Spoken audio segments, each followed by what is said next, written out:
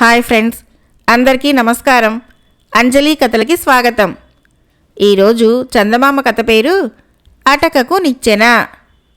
తనకు ఉన్న ఊళ్ళోనే మంచి సంబంధం కుదిరి దుబారా ఖర్చులు లేకుండా పెళ్లి జరిగిపోయినందుకు రవిరాం చాలా సంతోషించాడు. అతడి తోటి ఉద్యోగి అత్తవారి ఊరు చాలా దూరం. అందువల్ల పండగలకు శుభకార్యాలకు వెళ్ళి వచ్చినప్పుడల్లా అతడి డబ్బు చాలా ఖర్చు అయిపోతూ ఉండేది. ఆ కారణంగా అతడు ఎప్పుడూ ఏవో అప్పుల బాధల్లో ఉన్నట్లు కనపడేవాడు. రవిరాం భార్య పేరు అనురాధ. అతడు చిన్న ఇల్లొకటి అద్దెకు తీసుకొని అందులో కాపురం పెట్టాడు. ఎప్పుడైనా అత్తవారింటికి వెళ్ళి రాదలిస్తే ₹1 బాడుగు బండితో ఆ పని జరిగిపోతుండేది. అతను ఇలా కొత్త ఇంట కాపురం పెట్టాక ఒకనాడు పొరుగింటి ప్రభాకరం వీధిలో ఎదురుపడి, నేను మీ పొరుగింటి వాణ్ణి, అయినా అక్కడగాక ఇక్కడ వీధిలో తారసపడి అడుగుతున్నాను, ఒక్క ₹100 సర్దగలరా అని అడిగాడు. తెలిసిందే గదా, నాది కొత్త కాపురం, ఖర్చులు జాస్తి అన్నాడు రవిరాం. అతడికి ప్రభాకరం తనను అప్పు అడగటం ఆశ్చర్యం కలిగించింది. తనకంటే అతడికి జీతం ఎక్కువ, పైగా సొంత ఇల్లు, పిల్లలు కూడా లేరు. అప్పు చేయవలసినంత అవసరం ఎందుకు కలిగింది? రవిరాం ఈ మాట అడగగానే ప్రభాకరం నిట్టూర్చుతూ, బుద్ధి ఉన్నవాడెవడు ఊళ్ళో ఉన్న పిల్లను పెళ్ళాంగా తెచ్చుకోడు. నా భార్య పిండి వంటలు, పప్పు ఉప్పులే కాదు, డబ్బు కూడా పుట్టింటికి చేరవేస్తున్నది. మరి నేను అప్పులు పాలు కాక ఏం చేస్తాను? అన్నట్టు మీ అత్తవారి ఊరు కూడా ఇదే కదా, ఇప్పటినుంచే కాస్త జాగ్రత్త పడటం మంచిది అన్నాడు. ఈ మాటలు రవిరాం నెత్తున పిడుగుల్లా పడ్డాయి. ఇన్నాళ్లుగా తను కొత్త కాపురం గనక ఖర్చులు పెరిగాయనుకుంటున్నాడు. అనురాధ పుట్టింటికి ఏమేం చేరవేస్తున్నదో గమనించనే లేదు. ఇలా ఆలోచిస్తూ ఇల్లు చేరిన రవిరాము ఆ సాయంత్రం అనురాధ కొబ్బరికాయ కొట్టి పచ్చడి చేస్తూ ఉండటం చూశాడు. ఆమె పని ముగించుకొని పెరట్లోకి వెళ్ళగానే పిల్లిలా పోయి పచ్చడి గిన్నె మూత ఎత్తి చూశాడు. అందులో ఒక కొబ్బరికాయకు సరిపడా పచ్చడి లేదు. మర్నాడు కందదుంప తెచ్చి భార్యకు ఇచ్చాడు. ఆ కూర కూడా దుంపకు తగినంతగా లేదు. భార్య పట్ల రవిరాం అనుమానం బలపడింది. రోజుకు 1-2 సార్లు అతడి బావమరిది ఇంటికి వచ్చి పోతూ ఉంటాడు. అనురాధ తమ్ముడి ద్వారా తను వండినవన్నీ పుట్టింటికి పంపుతున్నదన్నమాట. తను ఇంట లేనప్పుడు ఆమె చేసే పనులన్నీ చాటుగా గమనించి భార్యను నిలవదీయాలనుకున్నాడు రవిరాం. ఒకనాటి సాయంకాలం వేళ అతడు భార్యతో ఉద్యోగం పని మీద పొరుగురు పోతున్నట్లు చెప్పాడు. అనురాధ తనకు సరిపడా వంట చేసుకునేటందుకు వంటగదిలోకి వెళ్ళింది. నేను వెళుతున్నాను, వీధి తలుపు గడిపెట్టు అంటూ వంటగదిలో ఉన్న భార్యకు కేక వేసి చెప్పి రవిరాము చప్పున పోయి మధ్యగదిలో ఊరగాయల జాడీలున్న అటక మీదకి నిచ్చెన ఎక్కిపోయి కూర్చున్నాడు. అనురాధ నిజంగా భర్త వెళ్ళిపోయాడనుకొని వీధి తలుపు గడిపెట్టి వంటగదిలోకి పోతూ ఉండగా అటకకు ఆనించిన నిచ్చెన కాలికి తగిలి పడబోయి నిలదొక్కున్నది. ఆమె నిచ్చెనను తిట్టుకుంటూ దాన్ని యువతలకు లాగి గోడవారగా చేరగిలివేసి వంటగదిలోకి వెళ్ళిపోయింది. కొద్దిసేపటి తర్వాత వీధి తలుపు చప్పుడైంది. ఓహో, బావమరిది గారు వేంచేశారన్నమాట అనుకున్నాడు రవిరాం కసిగా.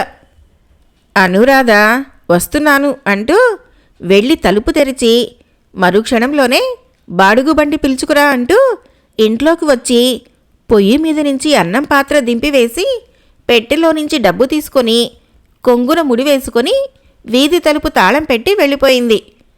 అనుమానించిందంతా అయింది. తమ్ముడు రాగానే డబ్బు మూటగట్టుకొని బయలుదేరిందన్నమాట అనుకుంటూ అటక మీద ఉన్న రవిరాము పళ్ళు కొరికాడు.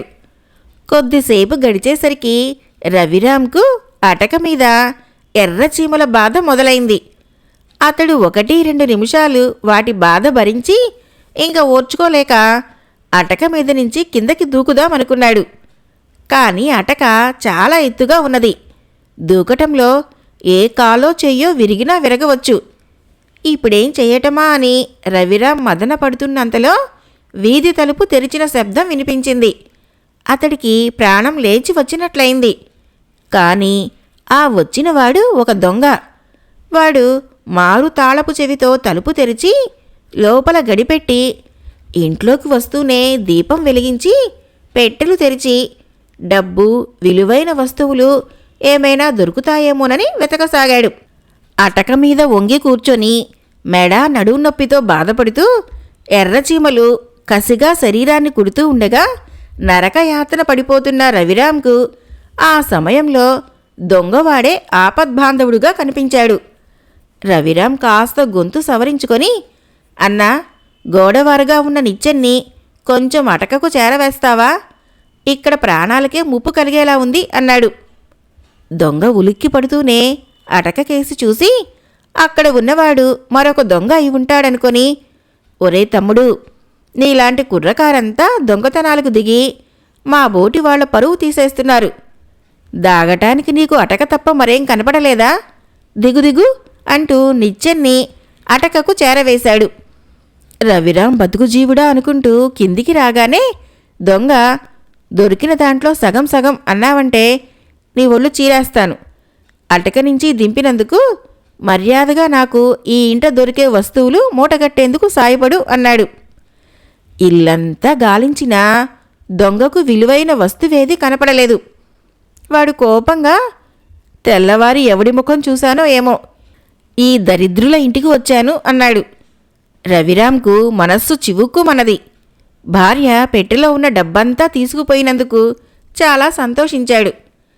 కాస్త ఖరీదైన వస్తువు ఏదీ దొరక్కపోయినా ఈ దరిద్రుల ఇంట ఇంత తిండి అయినా దొరికేనా అంటూ దొంగ వంటగదిలో వెతగ్గా అతడికి అన్నం తప్ప మరేం కనపడలేదు. ఏ కూర నారా లేకుండా ఈ చప్పిడి మెతుకులెలా తినటం? వీధి వాకిలి తాళం తప్ప ఈ ఇంట పనికి వచ్చే వస్తువు మరేదీ లేనట్టున్నది. వెళ్ళేటప్పుడు అదే తీసుకుపోతాను అన్నాడు దొంగ. అలాగే చేద్దువుగాని, పైన అటక మీద ఊరగాయ జాడీలున్నాయి, వాటిలో ఒకటి తింపు, హాయిగా భోజనం చేయొచ్చు అన్నాడు రవిరాం. దొంగ నిచ్చెన మీదుగా అటక చేరాడు.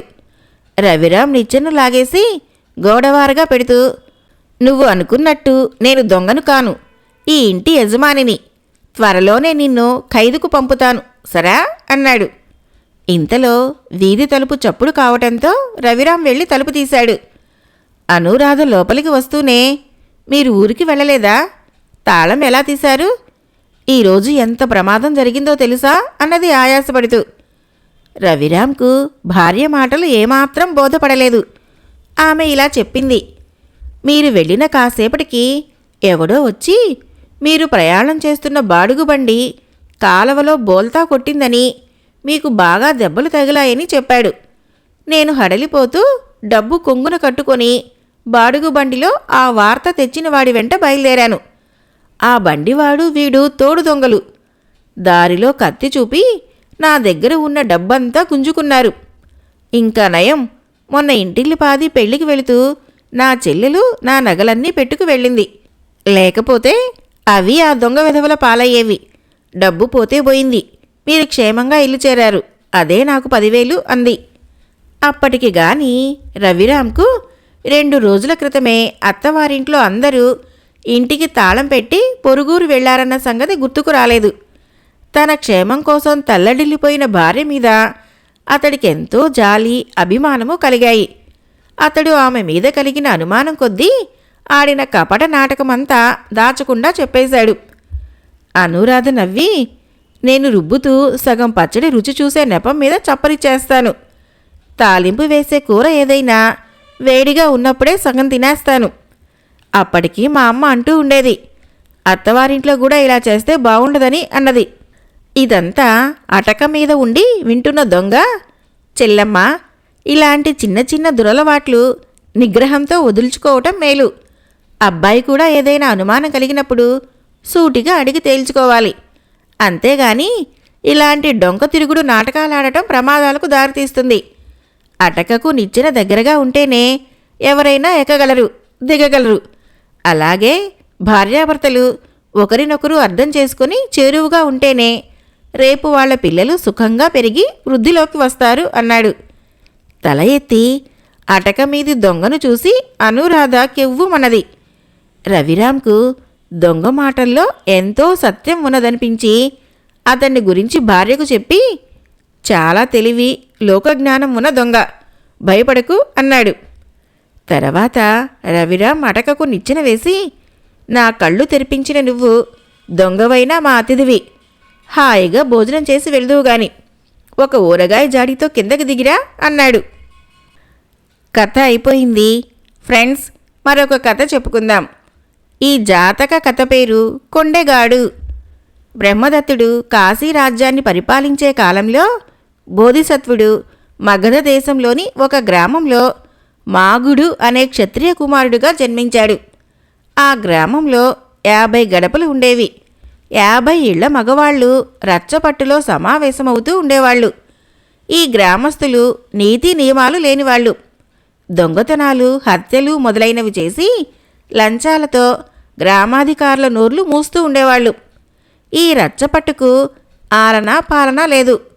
చెత్త చెదారము ఉండేది. ఇది చూసి మాగుడు తన కోసమని కొద్దిమేర శుభ్రం చేసుకున్నాడు.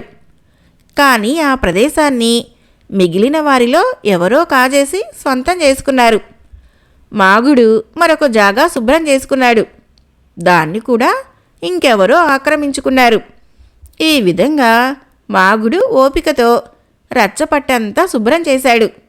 ఆ తర్వాత అక్కడ నీడగా ఉండేటందుకు ఒక పందిరి వేశాడు. ఇందువల్ల గ్రామస్తులందరికీ చాలా సుఖం చేకూరింది. మాగుడి ప్రవర్తన 50 ఇళ్ల మగవారిని ఆకర్షించింది. వారంతా అతని నాయకత్వం ఆమోదించి గ్రామసేవలో నిమగ్నులయ్యారు. అందరూ కలిసి సమావేశాల కోసం ఒక పెద్ద మందిరం నిర్మించి తాగేటందుకు నీరు కూడా ఏర్పాటు చేశారు. అది మొదలు వారు మాగుడి వద్ద పంచశీలాలు నేర్చుకొని సత్ప్రవర్తనులై మెలగసాగారు. వారు రోజూ రహదారులు చదును చేసేవారు. వచ్చిపోయే రథాలకు అడ్డంగా ఉండే చెట్ల కొమ్మలను నరికేవారు. గుంటలు పూడ్చేవారు. చెరువులు తవ్వేవారు. తేమ ప్రదేశాల మధ్యగా నడిచేటందుకు ఎత్తైన కట్టలు వేసేవారు. వారికి మాగుడు మార్గదర్శి, నాయకుడు అయ్యాడు. ఆ ఊరికి ఒక గ్రామాధికారి ఉన్నాడు. ఊళ్ళో ఉండే యువకులు తాగుబోతులుగాను, జూదరులుగాను, హంతకులుగాను ప్రవర్తిస్తూ ఉన్న కాలంలో ఈ అధికారి సందు దొరికినప్పుడల్లా లంచాలు లాగి లంచాలివ్వని వారికి జరిమానాలు వేసి పుష్కలంగా సంపాదించాడు. కానీ ఊరి కుర్రవాళ్లకు మాగుడు నాయకుడై వారు సన్మార్గం అవలంబించిన నాటి నుంచి గ్రామాధికారి సంపాదన సన్నగిలింది. అందుచేత ఆ అధికారి రాజుగారి వద్దకు వెళ్ళి, మహారాజా, మా గ్రామంలో అరాచకం బలిసిపోయింది. మాగుడనేవాడి ప్రభావం చేత ఊళ్ళో ఉన్న యువకులందరూ అస్తమానము కర్రలు, గండ్రగొడ్డళ్ళు, పలుగులు పట్టుకొని తిరుగుతున్నారు. ఏ రహదారి మీద చూసినా వీళ్లే. వీళ్ల మూలంగా ప్రజలకు చెప్పరాని ఉపద్రవం వచ్చి పడింది. ఏలిన వారికి విన్నవించటం నా విధి, పైన తమ చిత్తం అని ఫిర్యాదు చేశాడు. విషయం ఏమిటో తెలుసుకొని అధికారి చెప్పినది నిజమైతే గ్రామస్తులందర్నీ బంధించి తెమ్మని రాజు గ్రామాధికారి వెంట తగినంతమంది సైనిక భటులను పంపాడు. వారు గ్రామంలోకి రాకముందే మాగుడు, అతని అనుచరులు వారికి రహదారిపైన కనిపించారు. ప్రతి ఒక్కరి చేతిలోనూ కర్రో, పలుగో, గొడ్డలో ఉన్నది. మారు మాట లేకుండా సైనిక భటులు వారందర్నీ పట్టుకొని పెడరెక్కలు విరిచికట్టి రాజుగారి ఎదుట హాజరు పెట్టారు. రాజు వాళ్లను, వాళ్ల చేతుల్లో గల ఆయుధాలను చూసి వాటిని వాళ్ళు గ్రామసేవకు వినియోగిస్తున్నారని గ్రహించలేక గ్రామాధికారి చేసిన ఫిర్యాదు రుజువైనట్లే అనుకున్నాడు. ఆయన వారిని విచారించకుండానే ఏనుగు పాదాల కింద ఈ దుర్మార్గులందర్నీ తొక్కించి చంపండి అని ఉత్తర్వులిచ్చాడు. మాగుణ్ణి, అతడి అనుచరులను తొక్కించటానికి గాను పట్టపుటేనుగును ఆయత్తం చేసి తెచ్చారు. అది వారికి కొంత దూరంలో ఆగి బెదిరిన దానిలాగా వెనక్కు తిరిగి పారిపోసాగింది. మరొక ఏనుగును తెచ్చారు. అది అలాగే పారిపోయింది. ఈ వార్త రాజుకు అందింది. మూఢుడైన ఆ రాజు వాళ్ళ శరీరాల మీద తాయెత్తులు రక్షరేకులు ఉండి ఉంటాయి. అందుకే ఏనుగులు వాళ్ళని సమీపించలేకపోయాయి. వాళ్ళని పరీక్షించి అటువంటివేమైనా ఉంటే విప్పి అవతల పారేసి మళ్ళా ఏనుగుల్ని పంపండి అని భటులను ఆజ్ఞాపించాడు. కాని ఎవరి వంటి మీద కూడా ఒక్క తాయెత్తు కూడా లేదు. ఈ సంగతి విని రాజు ముద్దాయిల్ని నా వద్దకు పంపండి అన్నాడు. మాగుడిని అతని వెంట ఉన్న 50 మందిని రాజు ఎదుట హాజరుపరిచారు. ఏనుగులు మిమ్మల్ని తొక్కడానికి ఎందుకు భయపడ్డాయి? మీరేదో మంత్రాలు చదువుతూ ఉండి ఉంటారు. నిజమేనా? మీకేమైనా మంత్రాలు వచ్చినా అని రాజు వారిని ప్రశ్నించాడు. ఆ ప్రశ్నకు మాగుడు ఈ విధంగా సమాధానం చెప్పాడు. మీరన్నది నిజమే మహారాజా. మా దగ్గర గొప్ప మంత్రం ఉన్నది. దాన్ని మించిన మంత్రం ప్రపంచంలో మరి ఒకటి లేదు. ఏమిటా మంత్రం అని రాజు ఆత్రంగా అడిగాడు. మాలో ఒక్కరు కూడా జీవహింస చేయరు. ఒకరివ్వని వస్తువు తీసుకోరు. తప్పుడు ప్రవర్తనలకు దిగరు. అబద్ధాలాడరు. మేమెవరము మత్తు కలిగించే పదార్థాలు తాగము. మేము జీవులను ప్రేమిస్తాము. భూతదయ ఆచరిస్తాము. మేము దానాలు చేస్తాము. దారులు బాగు చేస్తాము. చెరువులు తవ్వుతాము. సత్రాలు కడతాము. ఇదే మా దగ్గర ఉండే మంత్రం. ఇదే మా బలం అన్నాడు మాగుడు. ఇది విని రాజు నివ్వెరపోయి, ఇదేమిటి? మీరు దారులు కాస్తారని, మీ దగ్గర ఉండే ఆయుధాలతో ప్రజల్ని భయపెట్టి డబ్బు దోచుకుంటారని విన్నానే. అవేమీ నిజం కాదా అన్నాడు. మీరు ఇతరులు చెప్పినది విని నమ్మారు కానీ నిజాలు విచారించలేదు అన్నాడు మాగుడు. మీరు పలుగులతో గొడ్డళ్లతో మా భటులకు దొరికారు. అందుచేత విచారించటం అనవసరమనిపించింది అన్నాడు రాజు మరింత ఆశ్చర్యపడుతూ. అవి మేము వినియోగించే సాధనాలు. రహదారులు పక్కన ఉండే చెట్ల కొమ్మలు దారికి అడ్డంగా ఉంటే గొడ్డలతో నరుకుతాం. చెరువులు తవ్వటానికి, దారులు వేయటానికి, సత్రాలు కట్టడానికి అవసరమైన పరికరాలు మా వెంట ఉంటాయి అన్నాడు మాగుడు. ఇంత అయ్యాక రాజు వారిని గురించి సరి అయిన విచారణ జరిపి నిజం తెలుసుకున్నాడు.